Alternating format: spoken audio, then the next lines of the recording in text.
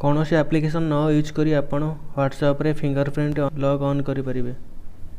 तो आसंतु जानिबा आमे केमिति फिंगरप्रिंट लॉक ऑन करिबा।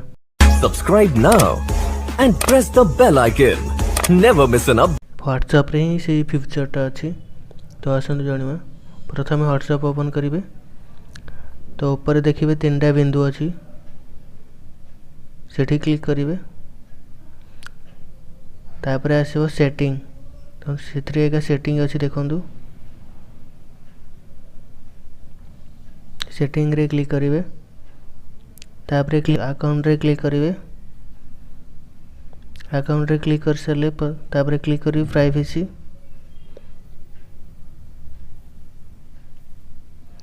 प्राइवेसी रे क्लिक करिवे। देखो तळे अछि फिंगरप्रिंट लॉक, सेठी क्लिक करिवे। तापरे एबे जोड़ा ऑन करिया पे अछि सेटा ऑन करिवे। तो ऑन कले आपन को फिंगरप्रिंट दबा पे कहबो।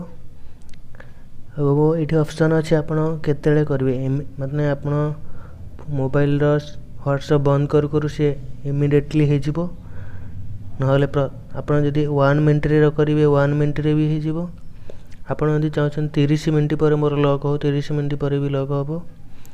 तो सबुटु भलो जिंस अछि इमीडिएटली लॉक हो जिबा। तो मोर भी इमीडिएटली लॉक अछि बस। तो एबे मोर एक्टिव हे जाछि। तो म आपन को देखौछि। तो देखनु म एबे हिस्ट्री भी काटी देली। तो मैं एबे ऑन करके देखौछि व्हाट्सएप। देखंतु फिंगरप्रिंट लागला। तो एतिकी ट्रिक्स निश्चय भल लागिथिबो।